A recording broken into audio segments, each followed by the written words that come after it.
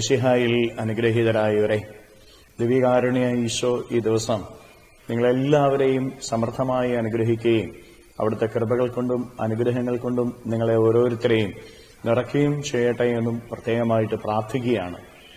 ഈശോയുടെ അനുഗ്രഹം ഈ ദിവസത്തിലെ നിങ്ങളുടെ എല്ലാ കാര്യങ്ങളിലും നിറഞ്ഞു നിൽക്കട്ടെ എന്ന് പ്രത്യേകമായിട്ട് പ്രാർത്ഥിക്കുന്നു. ഈശോ നിങ്ങളെ ഓരോരുത്തരെയും സംരക്ഷിക്കട്ടെ, പരിപാലിക്കട്ടെ. വിശുദ്ധ ലൂക്കായുടെ സുവിശേഷത്തിന്റെ 17-ാമത്തെ അധ്യായത്തിന്റെ വിശ്വനാഥൻ പഠിപ്പിക്കുകയാണ്, സ്വർഗരാജ്യം നിങ്ങളുടെ ഇടയിൽ തന്നെയുണ്ട്. പ്രിയപ്പെട്ട ദൈവമക്കളെ, സ്വർഗരാജ്യം നേടിയെടുക്കുന്നതിന് വേണ്ടി ഈ ഭൂമിയിലേക്ക് അയക്കപ്പെട്ടിരിക്കുന്നവരാണ് നമ്മൾ ഓരോരുത്തരും. ഉള്ളിൽ സമാധാനമുണ്ടെങ്കിൽ, ഉള്ളിൽ നീതിയുണ്ട് എങ്കിൽ, ഉള്ളിൽ സ്നേഹമുണ്ട് എങ്കിൽ ദൈവരാജ്യ ലക്ഷണം ഇതാണ്. അത് നിങ്ങളുടെ ഉള്ളിൽ തന്നെയുണ്ട്. നീതിയും സ്നേഹവും സമാധാനവും ഉള്ളിൽ അനുഭവിക്കുന്നവരാണ് നിങ്ങളെങ്കിൽ ദൈവരാജ്യ അനുഭവത്തിന്റെ മുന്നോടി ഈ ഭൂമിയിൽ തന്നെ നിങ്ങളുടെ ജീവിതത്തിൽ നിങ്ങൾക്ക് അനുഭവിക്കാനായിട്ട് സാധിക്കും.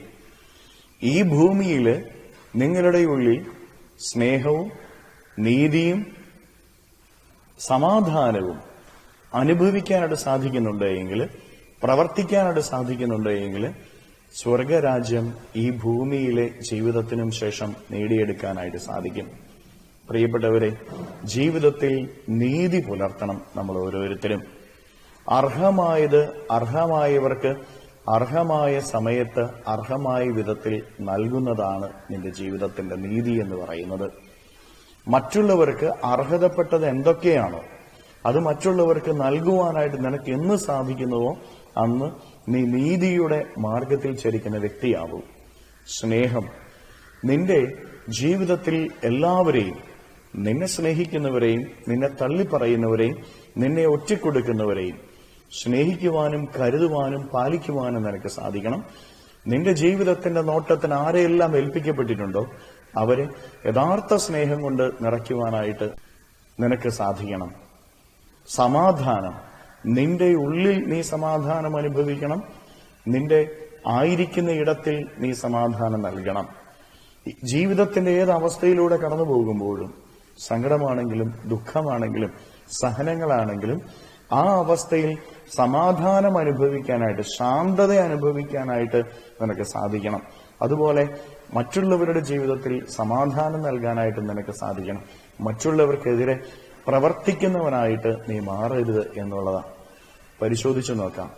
ദൈവരാജ്യത്തിന്റെ ലക്ഷണങ്ങളായ സമാധാനവും നീതിയും സ്നേഹവും നിന്റെ ഉള്ളിലുണ്ടോ?